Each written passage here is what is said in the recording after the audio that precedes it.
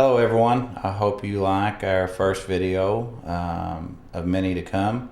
It's our attempt to better communicate to you, the employee, and y'all to communicate to us. If you have any questions, you can email me at mmcnutt@alltel.net. Enjoy it. My name is Quincy Jenkins. I'm new here at DSI. I am in charge of all sales and customer service. Hi, my name is Rex Rand. I've been a diesel mechanic for almost 20 years. I've worked on a lot of trucks. I live here in Harrison. I've been married for almost 4 years. Got a little girl, 2.5, son on the way in February, and I like my job.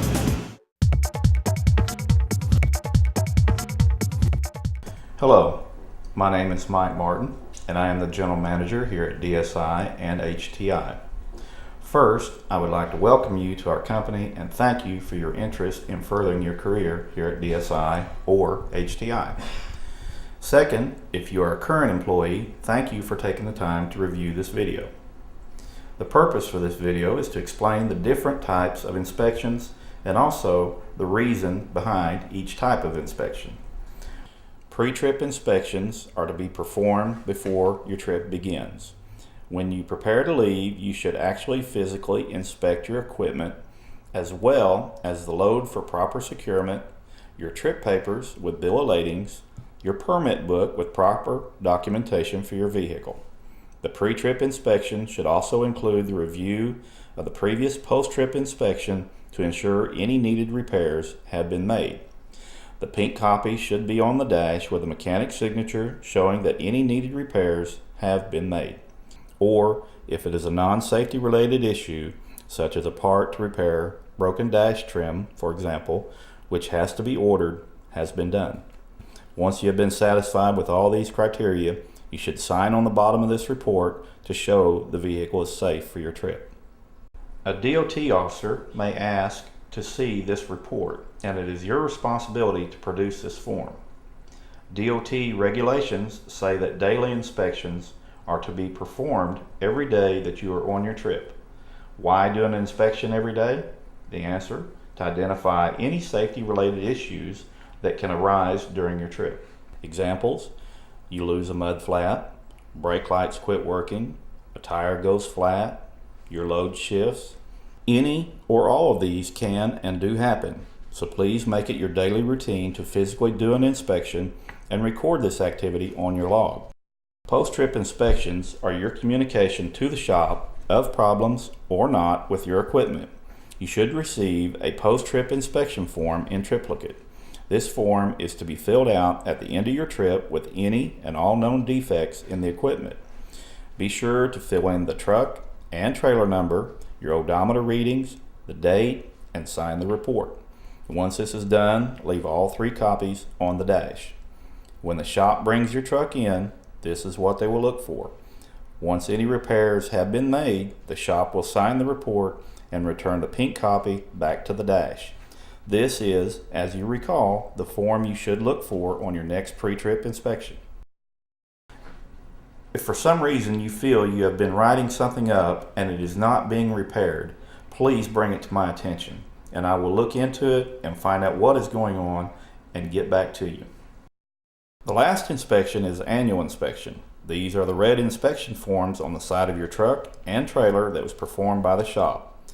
These are required by the DOT to be performed at least once a year. There should also be a hard copy on the back of your permit book for the tractor. The hard copy for the trailer is in the document holder on the front of the trailer. I would also like to briefly touch on the Safer Assist program. A lot of you may not have ever heard of it, and then again, you may already know about it. Safer Assist is the measure that the DOT uses to calculate the percentages that are assigned to carriers. All things such as DOT inspections, accidents, moving violations, etc. These are all put into formulas to calculate how a carrier's performance is. When the numbers get above a certain point, this triggers an audit of safety management. Having said that, inspections performed by you, the driver, and the shop can have a very big impact. So please do your part in helping us to stay in compliance and a profitable work environment for all. This concludes our look at inspections of equipment. I hope this will help you to understand the utmost importance of inspections. Remember, these not only are required by the DOT, but are also the keys to you having a safe trip and avoiding breakdowns. Thank you, and once again, welcome to DSI and HTI.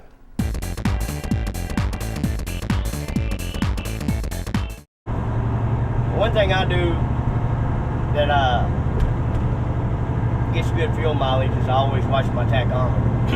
And I never tack it above 1600 RPMs. It seems to shift a lot easier at lower RPMs. And I keep a constant watch on my fuel pressure gauge. And anything below 1500, your fuel pressure gauge will go up to around 20 pounds of pressure. Anything above 1500 RPMs, say 16 to 18, it gradually climbs. Anything above that, your fuel pressure, you're going to have more fuel pressure. It feels like you're going to have more power, but you're just burning more fuel. The truck seems to shift a lot easier at low RPMs, and that's basically how I get a good fuel mileage. I haven't had a problem with it. What kind of fuel mileage do you average? High sixes, 6.5, depending on the heavy loads. I've gotten 7 a few times, whenever I've got light load, 7.2 a couple of times. It actually just depends on the heavy loads that you got in the mountains. Yeah. You're pulling mountains and stuff, your fuel mileage is going to decrease a little bit. Right. We're here today with Ted Elledge, and in the last few weeks we've been talking about fuel mileage, and I always hear about how these older trucks can't get good fuel mileage, and Ted drives a 1996 FLD, and week in, week out he turns in high 6s, low 7 mile per gallon numbers, and I thought we'd visit with Ted to see some of the tricks that he's using to get great fuel mileage numbers in our older trucks. So Ted, if you would, just tell us some of your tricks and things that you do to achieve these numbers. Well, for me, the main thing is just consistent driving, holding at a steady speed. But for the most part, it's always going to come back to, lowering my top end speed is where I found I've had my best success. Generally, I found if I run 5 miles per hour below what I normally would run, say it's posted 65, and if I drop it back to 60, I can, if that's all I do, I'm pretty much guaranteed that I'm going to get into the upper 6s. And then from there, it's just what kind of commitment you want to make to, trying to get the better fuel mileage. I mean, what are you willing to do? The truck can do so much, the driver can do so much, and a lot of it is just that. It's just being willing to plan your trips out and say, hey, I'm willing to leave a couple hours early so that I can slow down. Or, if you got multiple drop loads, it really works out good because you have generally a short distance between your next stop or your multiple stops. That's the time when you can jump up and say, you know what, I'm going to run 55. I've got 3-4 hours to go on 100 miles. They generally always give you time between stops. Stuff like that, if you just make that commitment to it. But that's kind of the hard part. I mean, we get in the habit as being a truck driver, we want to go.